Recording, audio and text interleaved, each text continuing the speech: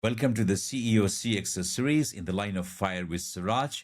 Today we have a global authority who has transformed how the world understands leadership and the human behavioral change.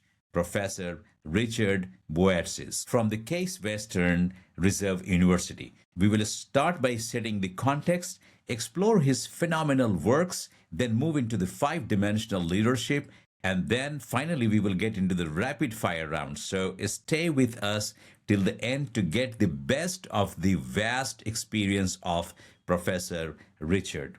Professor Richard, welcome to In the Line of Fire with Siraj. Little bit of a study that I did about you, which I have to tell my audience. You did MIT and Harvard University, and now you are a professor at Case Western Reserve University. You've been pioneer in emotional intelligence and leadership science, and you've done extensive coaching right from the beginning, and more importantly, the creator of the intentional change theory, global expert in coaching and leadership transformation. A lot of emphasis on relationship and trust, and the resonant leadership. And some of your books, The Competent Manager, long back, Primal Leadership with Daniel Goleman, Resonant Leadership, becoming a resonant leader. There's this list. I've done almost like 1 week of study to pick up something for my audience.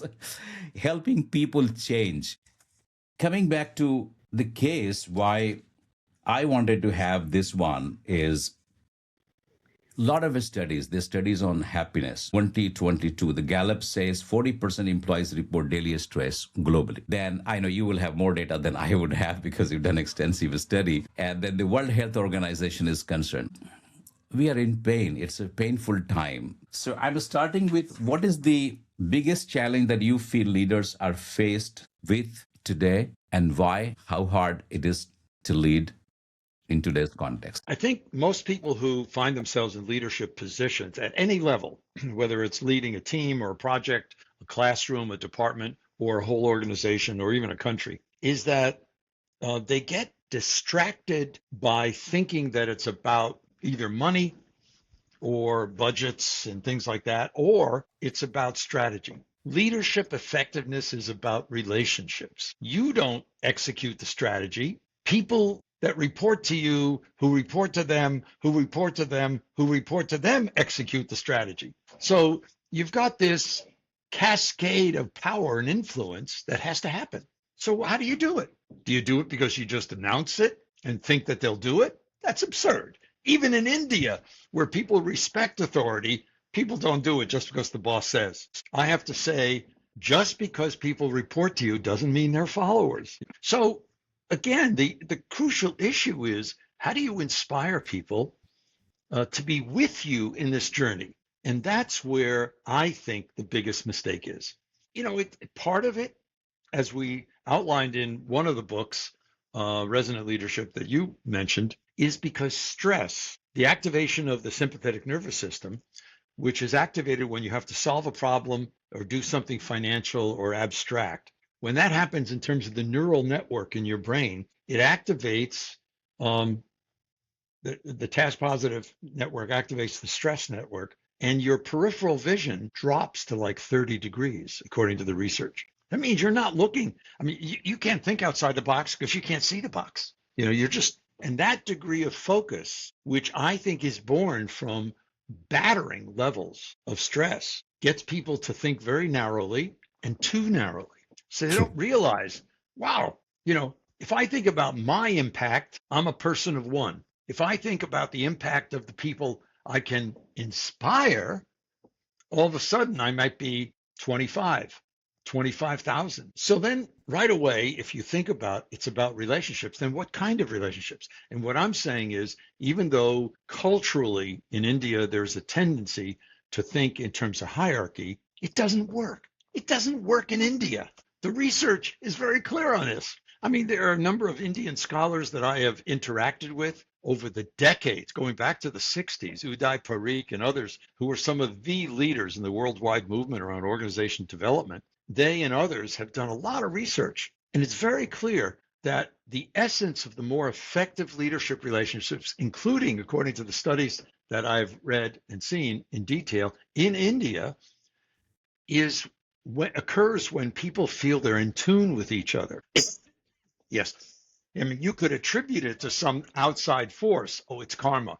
It could be, but it could also be that all of a sudden you find that you're relating to each other. And it's not simplistic. It's not just that we share the same vision. It's that you quite literally are vibrating to the same frequency. Right. And we now know that neurologically, your brains are communicating at 8 to 40 thousandths of a second, deeply unconscious, when you're in tune. And when you're not in tune, you're talking to a wall. India is a high context culture. That's right. And when you're not in sync, it's like you and your wife talking about who's listening to whom. uh, the frequent conversation between spouses or partners.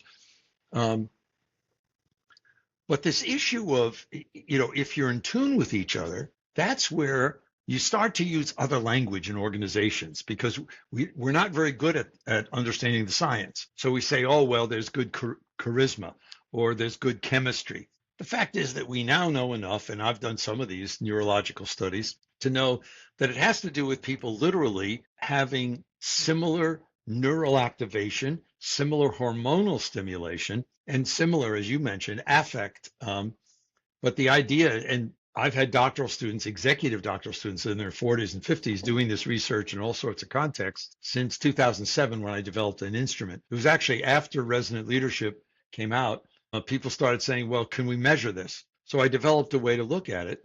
And then eventually in 2014, with Kylie Rochford, who's faculty at the University of Utah, we ended up updating it. And it looks at the degree of shared vision, sense of purpose, not goals, sense of purpose, Yes. big picture, and the degree of shared compassion, using a more Confucian interpretation of compassion, not feeling for those in pain, only feeling for those in pain and feeling for those who want to grow, and a degree of shared energy. And again, I'll use, using couples is a very easy way for me often to relate to people, and how many couples that where one member likes to dance and the other doesn't. Mm-hmm. It's a source of friction.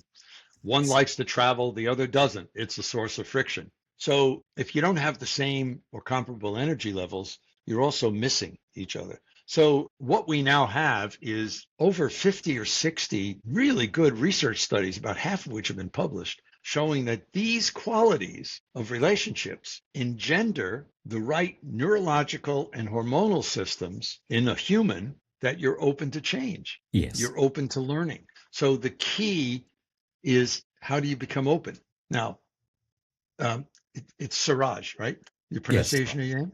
Yes, Siraj. that's correct. You started out talking about what's happening today. One of the things that's happening today is the world is moving fast. Okay. By the way, people thought that in 1500. And even in India, people were worried about that in 500 BC. So it's not new, but it still feels overwhelming. The amount of information coming at us is new and overwhelming. The degree of competition that you have to be aware of. I mean, you might think your competitors are this company and that company and that company, only to find out that this other company over here, Amazon, decided to go into the grocery business. So you add that, the degree of uncertainty, which is very high. And depending on a person's cultural background and their own disposition, they may be able to tolerate it, or it's overwhelming. So what happens is you get a lot of this sources of stress, which causes cognitive, emotional, and perceptual impairment. And because most people aren't as well trained as they could be in how to reverse that, lowering the stress level doesn't really help. You're still impaired. You're just mildly impaired. So the issue is, what you have to do is engender what I call the positive emotional attractor, which includes the parasympathetic nervous system. Yes. So in India, people would not be surprised to know that includes meditation and prayer and yoga, but it also includes helping others who are less fortunate. It includes being in a loving relationship. It includes helping the elderly. I say to my graduate students, helping your elderly professors will get you closer to heaven. Yes. But it also involves, as I talk about in all of my lectures and webinars, playing music and dancing. I mean, the example I use I do this every week. I'm giving webinars. I just did one Friday, in which I talk about watching a Bollywood movie. It's impossible anywhere in the world to watch a Bollywood movie and not start to dance. That's Awesome. emotional, positive emotional contagion. And it helps the Yes. viewer. As the viewer starts to move, they go into this parasympathetic. So sorry, I'm rattling on. No, no, no, no. I'm a big one on that. Richard, I just wanted to switch over in case you finished Sure. this. I don't want to disrupt that, but one of the things I want to focus is your new book. The science of I want, change. Yeah, the science of yeah, the change. science of change. I want to recommend all the leaders to read that book mandatorily. At least I will definitely voice out because it has God bless you, benefited me. Suraj. God bless you. And it has no, you are a living legend, and what you have done, people will realize for ages. And I know because of this hustle and bustle and situations today, the uncertainties and money more than inspiration, things like that, whatsoever, people have less time to read. But still, anything that and everything that is good that is happening in the world, it is because of the books. So you want to touch upon your book briefly? Um, I've been working since 1967, since that spring when I came back from working for 5 months as an aerospace research engineer scientist for Northrop and decided I didn't want to do that for the rest of my life. This was in the spring of 67. Actually, in January of 66, I returned to Cambridge to go back to finish my studies at MIT. And I'm saying, okay, I will graduate with my degree. I'm much too compulsive not to, but I don't want to do this for the rest of my life. I took a course in management. It sounded silly, organizational psychology, but it opened me up to an unbelievable world called psychology. And I got fascinated by, because of my experiences working out in California, I got fascinated by this issue of how do people change? And also growing up as a child of immigrants um, in a working class community in Queens, in New York City, I would watch some immigrants thrive and their families do well. And others just, they were not only running in place, but like sliding backwards. And then visiting countries. I mean, my father brought us with my mother and my sister back to Greece to visit his family in 1952. It was my first time, but we kept going back to Greece. And then eventually, after my wife and I got married, and we both like travel, we go to a lot of countries every year. And I love it. I mean, you mentioned earlier about the happiness, which interesting psychologically is a confusing variable. It's not always positive. I mean, at times happiness can lead to complacency. But I think when people talk about the happiness index, they have to look at what it measures. I was very impressed. I mean, one of the few countries in the world that is not suffering right now with this, what's called daimonic encapsulation, this excessive um, separation of we they, which is inherently based on narcissism and fear. The only country that doesn't have it is Bhutan. And Yes. the current king's father, when he was king, ended up deciding that GNP would not be the only way to measure the country's development. And he came up with what he called the National Happiness Index. But if people don't get into it, they don't realize that GNP and economic development is a part of it, as well as the affect of happiness, as well as cultural, education, health. So, given all of that, it raises a very, very interesting question culturally, both country, community. Certainly, if you look at every one of the different communities within India, I mean, India has, as far as I can understand, probably the most diversity of any country state in the world.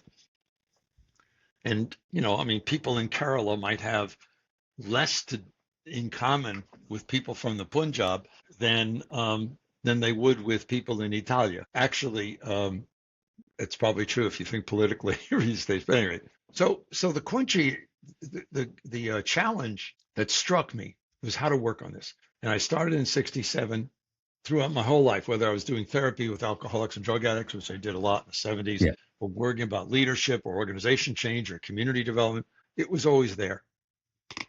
So what I chose to do 2 years ago, as I was trying to finish writing The Science of Change, was to write what an academic sees as your magnum opus. I mean, this is it. This is my big thing. I'm going to put everything I've done for 58 years into this book because I've done a lot of research over the years, empirical research published in journals, academic journals, and all that, and worked with a lot of others, it wasn't just my work. So the science of change doesn't involve just my thoughts. I mean, I've got citations to over 2,000 other scholars in there. But the challenge was, how do we understand and help sustained desired change, whether individual, in dyads, in teams, in organizations, in communities, in countries? And I would extend it, although I didn't focus in the book, I could also extend it at global processes. Yes. One of my science fiction favorite authors, Isaac Asimov, in his Foundation trilogy, had postulated Harry Seldon as the philosopher mathematician who looked at cosmic trends. I'm not going that far. I'll leave that to science fiction or for future astronauts. But that's what I wanted to do. I wanted to try to put everything we knew, from what goes on inside a person physiologically and neurologically to how do you move countries. And that's what the science of change is. Now, to be clear, it is written for more educated people in the sense that it's written as a scholarly book for advanced professionals. So if you haven't ever thought about change, I'm not sure that's the best book to read first. You might want to look at if you're into leadership, primal leadership, or if you're over 40, resonant leadership, or our 2019 book, Helping People Change, which we wrote for practitioners, which is more story-based about everything from physicians to executives to even parents. But in the science of change, I wanted to establish what I call the intellectual integrity of what many of us try to do in facilitating change, whether as consultants or teachers or leaders. And that's where, I feel, and I've been doing 2 to 4 podcasts and webinars a week since July of 24, just to help people kind of expose themselves to these ideas. Intentional change theory has 10 basic principles. I'm not going to go over all of them, but one of them that is distinctive is that it assumes change, even desired change, is discontinuous and nonlinear. And really that comes out of my background in astrophysics and all that. And in fact, if you look at the distribution of actual change, it's never a normal distribution. It's always what's called a power curve, or it's just discontinuous. It stops and starts. A second distinctive feature is that what drives it at the individual level, because of emotional contagion, drives it at all the other levels, which is this psychophysiological pull to a positive attractor or negative attractor.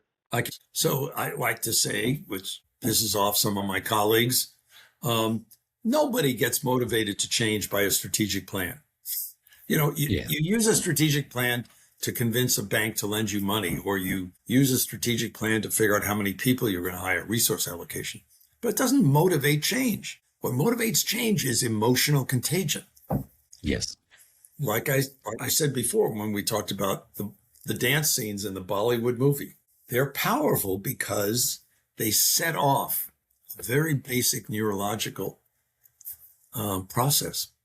So what you have is this fractal system, which in my theory is the only theory out there. I've read on every about the theory of organization, community development, whatever. Mine is the only fractal theory out there. There are some consultants who talk about it. There are some models, but they aren't theories and that they haven't really been empirically tested. And so mine's the only fractal theory. And what I'm saying is the process of sustained desired change operates the same, whether you're talking about country levels or communities or organizations. And when you look at it, one of the things is, how do you invoke a positive emotional contagion? The word that's most appropriate is swarming. How do you create a positive swarm? Now, the danger is that very often it's easier to ignite a negative swarm. Yes. Fear sets people off very quickly. And what we have around the world are certain leaders who are really focused on being negative. And when people are focused on being negative, they literally, because they activate the stress, they close people down. It's more powerful, the negative emotion. It's stronger. It's not better, but it's stronger. And we're vulnerable. So Richard, first of all, I would recommend at this point of time with CEOs and CXOs and business leaders who are watching this video to definitely have in their library the Science of Change besides other books, and I would strongly recommend all the other books from Richard Boyatzis. They're life-changing experiences for you. They can change you like anything. They can get you out of the stress and the pain and the disturbances that you have because of whatever reasons. So Richard, we are getting into the next segment. In the next segment, out of all your experiences, and as you rightly said, from self to two, then to the team, which is to the team, then business, organization, right. And the larger thing, which very much coincides with the way I think about five-dimensional leadership. Maybe I would like you to spend 2 minutes time letting our leaders, CXOs and CEOs and business leaders and even freshers and emerging leaders, what is self-mastery? In 2 minutes. Aside from the different philosophical, because you could turn to the Bhagavad Gita for that answer and probably get a better answer than from me. But I'll answer it in terms of what aspect of self-awareness, conscious self-awareness, enables you to inspire other people to grow and learn, to be open to growing and learning. Because look, without adaptation and innovation, we die from the cell up to the organization and country. And that's where I think it first requires a degree of conscious reflection. I mean, I don't know how a person could get very far without spending some time asking questions. What do I believe in? What kind of person do I want to be? What's my dream? Not a goal, but what's my big picture? Why am I alive now? And by starting to answer those, you may surface what's going on. But you have to be careful because the self is not always the best source of information about what you're good at. The blindest part. And we know that it's not good as a source for what you're not good at because most self-assessment is delusional. So you have to develop relationships that are open enough that you can talk and you're willing to listen. I mean, certainly in the United States, we've had a lot of efforts around diversity, as everybody in the world knows. India has spent the better part of the last, really, 75 years trying to make a more egalitarian system and eradicate the vestiges of the caste system. That appeal to diversity misses the point. And the point is that having people who are different sitting in a room isn't diversity. Listening to them is. Yes. Because if you're not willing to talk with them and listen to them, there's no sense in it. Then you're in a political exercise. Or guilt alleviating exercise.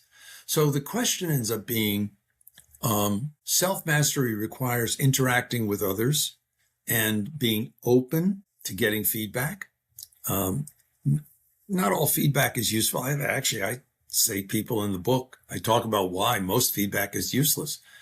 But when somebody is ready, being open to feedback and listening and talking with others is key. So I think the first principle is to figure out what your dreams are, what your core values are, what your personal first principles are, what kind of person you want to be. Then you really have to go to what I call the second discovery in the change process, the sustainable change process, which is how do you come across others? So my real self is not what do you think of yourself, it's how do other people experience you? And that's where for them, I'm sorry to stop you there. No. And when it comes to transitioning from self to others, that is my second dimension. Just after self is a family, how you lead family. So you want to briefly touch upon what is family mastery for anyone. And then we will transition to the team, business, right, organization, and a larger one. Social scientists and philosophers will differ on this answer, but I think the ultimate answer is love. Awesome. It's, John Lennon was right. And I think there are a lot of Teutonically inspired from German psychologists or Austrian psychologists as good as Sigmund Freud or Carl Jung, Swiss. But I think in their more Teutonic cultures, they don't realize, I'm Greek, and I spend a lot of time. I was on the faculty of ESADE in Barcelona for 20 years, and I do a lot with different universities in Italia as well as in Greece and my family there. When you go to more relational cultures, you realize too much enhancement on the self is narcissism. And when you breed narcissism, you breed self-centered rigidity. I mean, the example I use in the 2019 book, we headed up the last chapter talking about the rampant narcissism in the world. And my single way of convincing people is to say, when did the selfie become the most important, most frequent form of photography? So the question that we have in our key relationships. So let me expand it from the family to say our key relationships, because for some people, they may not have a family, but it may be a person they choose to live with. I know. Yes. Then what I would say is, in these key relationships, how do you care about each other? It's not caring for, could be, but it's caring with. So yes.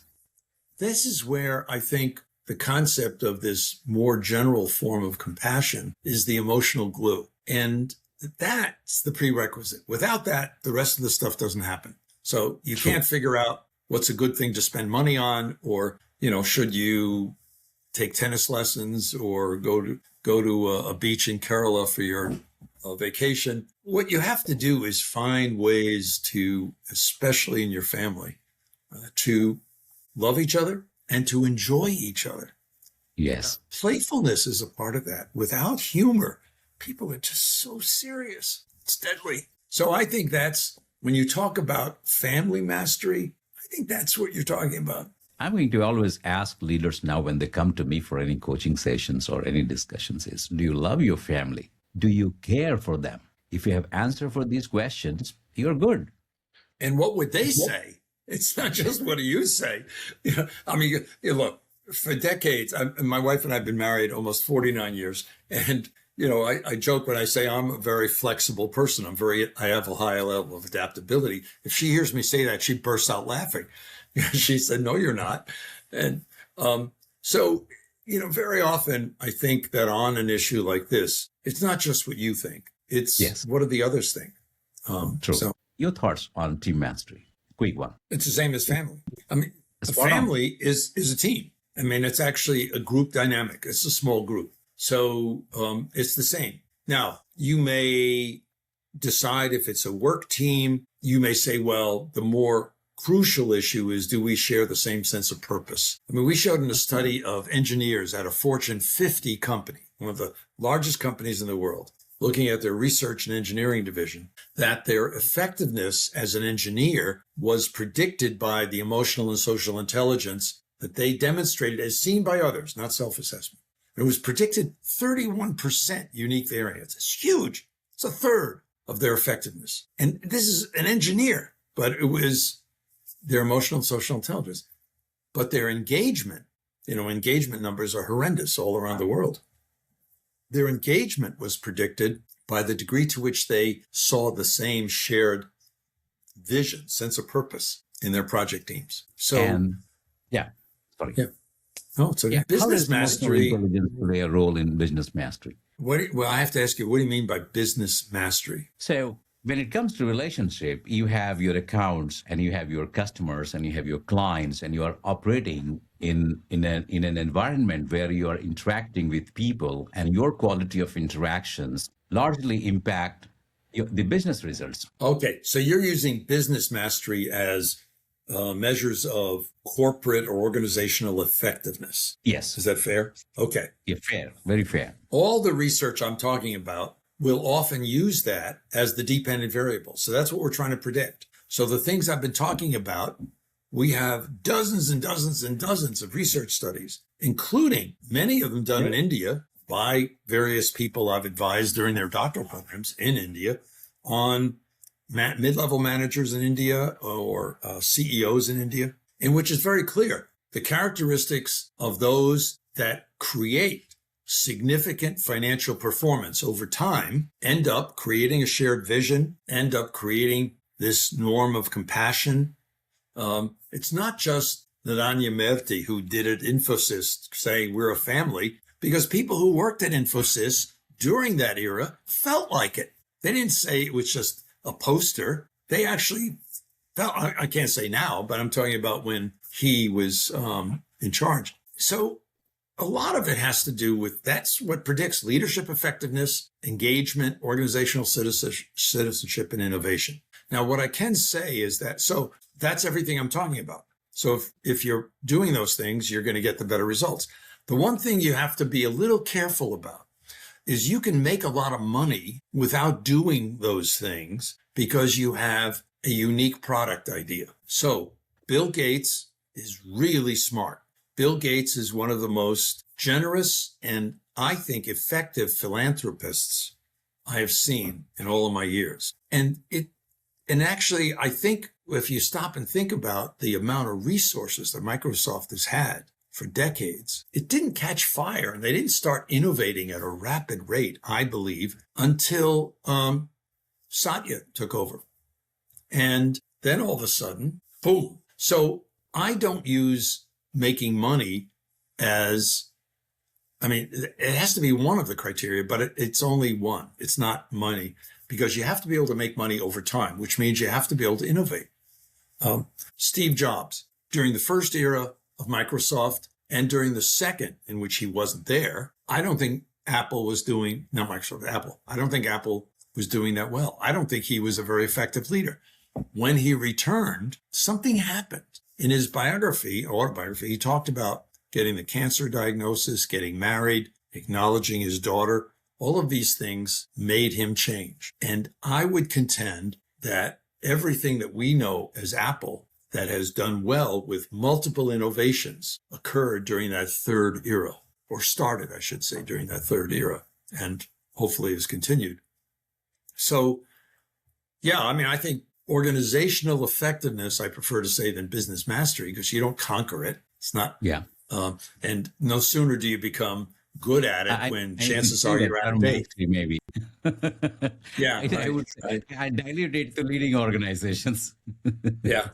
Just one question, and then we will get into the rapid fire for our young managers to get a binary question and answer. Let's see how that comes. But I'm sure out of this conversation, a lot of CEOs and CXOs and business leaders will be looking for some very specific objective answer. If you have to give one message to them, what would that be in a sentence or two? Spend time talking to the people that you interact with about why you're doing what you're doing. Making money is not the purpose of any organization in the world. It's a measure in how well you're doing, but don't confuse the measurement with the purpose. That would be first and foremost. Yeah.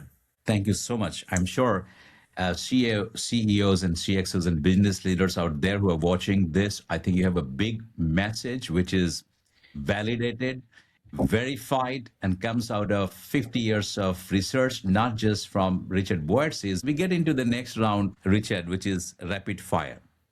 And in this one, it is a fill in the blanks for you. Hopefully you will enjoy this format. Culture breaks down when people won't talk to each other. Leaders lose their ideal self when they get scared into narrowly worrying about the next task or goal. I hope those leaders out there are getting the right message. I've spent 1 week of time to try my best to position it in a way that it becomes more interactive. Now it's a true and false section. I'll ask a couple of questions. Emotional intelligence matters more than IQ in leadership. Why? True. If it is True. yes. True. Because most people who get into leadership positions already have a reasonably high IQ. It's called restricted range. So if you're using an IQ measure, most of the people in leadership positions, whether branch managers or project leaders or CEOs, have an IQ between 120 and 140. So having more of that does not make you more effective. It makes you more of a nerd. But having more emotional and social intelligence will make you more effective. So I'm coming to the next one, which I think relates to what you just said. Leaders can fake empathy successfully. True. Oh, they can. Leadership skills look at can salespeople. be Look at some salespeople. I mean, we have a thing in the United States here where even automobile salespeople are very defensive. They'll say, "Oh, I don't sell used cars. I only sell new cars." Because the classic image is the used car salesman who will sell you, a snake oil. Anyway, it's The most difficult thing in life is changing one's behavior. And without changing one's behaviors, one cannot move from one level to another level or one orbit to another orbit. Can a Yes. leader change behavior and be more effective in the next 90 days? No. Let me qualify the second part. Yes, it's possible to change. We've published 39 longitudinal studies of 25 to 55-year-olds showing dramatic, 11 to 60 times the impact from other corporate training or other efforts. So I do know that it's possible for people to change and for it to hold out, to sustain itself 5 to 7 years. People can go through a training course or get some degree and all of a sudden they change for a few weeks and then it goes away. So the question is, the sustainability is very important. Now, why did I say no to the 90 days? You can have a revelation. And thank you, Siraj, for telling people that they will have multiple revelations if they read each of the chapters in my new book.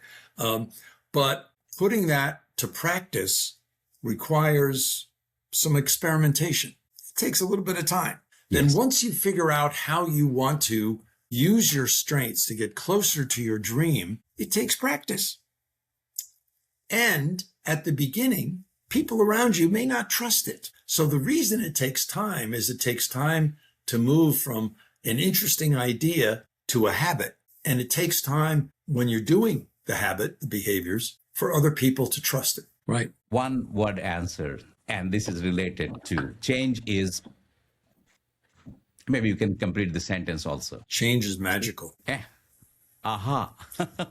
Burnout happens because... The easy answer is because of stress. Yes. I think people would love that. Not necessarily an insightful answer, but this isn't one word. I think burnout happens when you lose your sense of purpose. Like, why am I doing this? And when you feel like you're one of these rats or mice on a treadmill, you've lost it. Whether you're a physician or a CEO, you've lost it.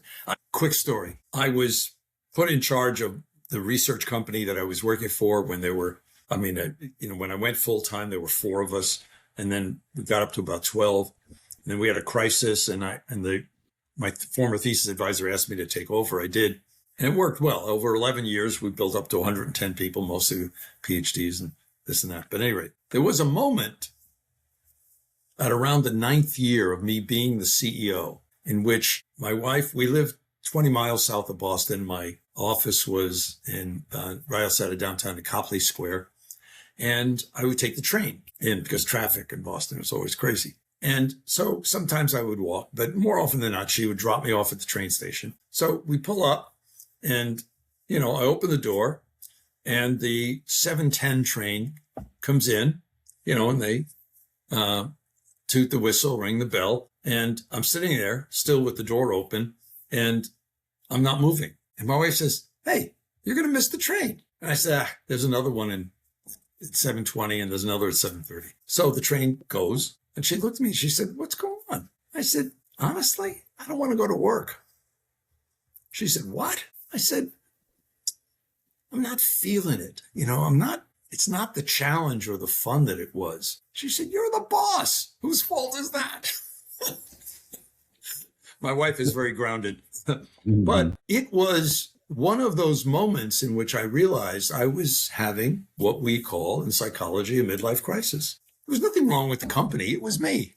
I needed a big change. Now, it's the lack of thinking about that leads people often to have affairs and to mess up their lives or to start taking up skydiving or to decide they're going to buy Formula One cars, all of which I see as moderately dysfunctional. What's positive is when you enroll in one of our Masters in Leadership and Change program, which is designed for people all over the world. And we have a certain number of the folks in their 40s and 50s from India who attend, or some of these various graduate programs could do that. Sometimes it's retreats, sometimes it's spiritual. But the idea is, if you don't take seriously this every 7 to 10 years thing of boredom, you stop caring as much. And the people around you feel it. Yes. And I think that is impacting senior leaders like anything in the corporates. So the CEOs and CXOs, you have one more message here from Richard. Find your purpose. That's very important. You'll find everything else. So we'll come back a rapid fire. Results versus relationship. What's the question? You have to select one. Relationships. So I know, I'm not sure you will agree, the fear is used widely in corporates for results in whatever form. So what's your preference, fear or inspiration? I know you Inspiration. said that inspiration. It's people to close down and it's short-lived. Yes. Strategy versus culture. Culture. Why did you choose that? Culture ends up permeating everything you do, including whether or not you become aware of a new strategy, whether or not you come up with innovative ways to approach the strategy, whether or not you decide that your strategy was wrong. Okay. We are towards the end, another couple of minutes or so. We'll close this down. Hope you are enjoying this conversation. I am. This is good. I kind of dared to do this with you because I don't know why, but I did. Because I want. No, it's okay. There's a questions. variation of this, which I go through, which is the Beatles or the Rolling Stones. For me, it's the Beatles. Or Star Trek versus Star Wars. And for me, it's Star Trek. But anyway. One thing CEOs must stop if they have to lead their people in the future or their organization in the future. A big one. Talking about money. Profound. Relationship first. Money next. Let me be good. I don't mean you totally stop talking about money, but you stop making it the first thing you talk about. If a leader is successful but not fulfilled, what is missing? Purpose. It's really purpose, usually. What is your last message to the leaders across the world? Take time to get re-excited about what you do, because you're infecting the people around you, positively or negatively, with how you're feeling inside. Not necessarily even what you're showing on your face, but what's really going on. And if you're feeling bored, they're going to pick it up, regardless of how much you smile. So you owe it to yourself, to your family, and to everyone at work to be living the life you dream of, or living in a way that you're excited about the possibilities. So I will strongly mention here to all the baby boomers and Gen X that this podcast can be a game changer for you. You don't need to go back to Harvard. Listen to this podcast about some of the terminologies that we've discussed. We're in the last segment. I don't know how much time you have, but I wanted to touch upon one big thing is the whole education system, whether we are building what we are talking right at that stage when children need it across the globe, and then the institution's responsibility towards capability building with that kind of values. We see a lot of the emotional intelligence deficit all around. I'll not go through the questions one by one, but I want to know your thoughts overall on these aspects. When we are trying to help younger people develop, especially when you think about what we're trying to do in schools, or even later in life, when people are in their 20s and 30s and going for a master's degree, what are we trying to do? If we think we're trying to teach a topic, we're missing the point, the context. I mean, back in the early 70s, there was a thing in education that used to be where one person is talking to another that says, "Oh, you're a teacher. What do you teach?" And one says biology, and they turn around and say, "What do you teach?" And the other person says students. So the question is, if you understand how the human brain retains things, you realize that you have to be working analytic and emotional at the same time. Or I'm not sorry, going back and forth. And whether you're talking about 5-year-olds or 18-year-olds or 26-year-olds or 50-year-olds. The average age of my graduate students in the several programs I teach in a case is 49, 46 to 49. And people fly in from all different countries because most of it's virtual, but some residencies. And by that point, you know that if you don't capture people's spirit, their values, and what they want out of life, they're not going to remember any of the facts or other things. But it's the same. It's the same with 8-year-olds, 16-year-olds. If you stop and ask yourself the question, when you're sitting at dinner and you're asking your teenager son or daughter a question, do you get a rolling of the eyes in their sense that they're tolerating you, or do you get them to stop and look at you and answer the question? If you ask them for the formula for how do you calculate net assets employed, you'll get a roll of the eyes. If you ask them for the formula for converting energy to matter, or matter to energy, rather, you'll get a rolling of the eyes. If you ask them how they feel about what's happening at X place, they might actually answer. So I think we have to remember that we're trying to educate or develop the whole person. Yes, that includes learning facts. You have to know how to read. You have to know how to do maths, as you'd say. You have to know great literature.